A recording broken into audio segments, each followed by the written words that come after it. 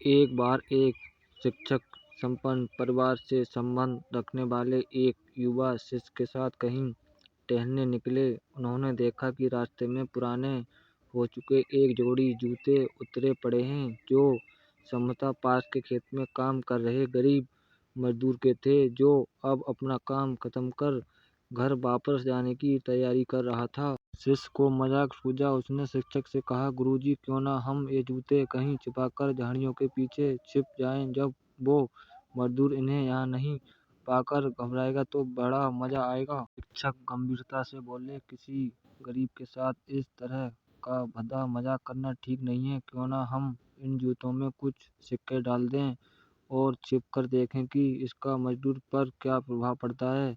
शिष्य ने ऐसा ही किया और दोनों पास की झाड़ियों में छुप गए। मजदूर जल्दी ही अपना काम खत्म कर जूतों की जगह पर आ गया। उसने जैसे ही एक पैर जूते में डाले, उसे किसी कठोर चीज का आभास हुआ। उसने जल्दी से जूते हाथ में लिए और देखा कि अंदर कुछ सिक्के पड़े थे। उसे बड़ा आश्चर्य हुआ और वो सिक्के हाथ में लेकर बड़े गौर से उन्हें पलट पलट कर देखने लगा। फिर उसने इधर उधर देखने लगा। दूर दूर तक कोई नजर नहीं आया तो उसने सिक्के अपनी जेब में डाल लिए। अब उसने दूसरा जूता उठाया, उसमें भी सिक्के पड़े थे। मजदूर भावी भोर हो गया, उसकी आंखों में आंसू आ गए। उसने हाथ जोड़कर ऊपर देखते हुए कहा, हे भगवान, समय पर प्राप्त इस सहायता के लिए उस अनजान सहायक का लाख लाख धन्यवाद। उसकी सहायता और दयालुता के कारण आज मेरी बीमार पत्नी को दवा और भूखे बच्चों को रोटी मिल सकेगी। मजदूर की बात सुन शिष्य की आंखें भर आईं। शिक्षक ने शिष्य से कहा, क्या तुम्हारी मजाक वाली बात की अपेक्षा जूते में सिक्का डालने से तुम्हें कम खुशी मिली?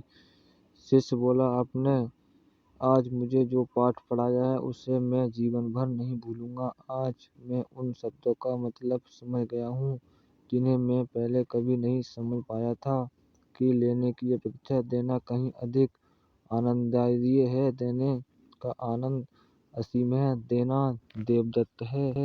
दोस्तों, सचमुच से बढ़कर और कोई सुख नहीं है। हमें इस कहानी से शिक्षा लेते हुए अपनी अपनी क्षमता के अनुसार जरूर कुछ न कुछ दान देना चाहिए और जरूरतमंदों की हर संभव मदद करनी चाहिए।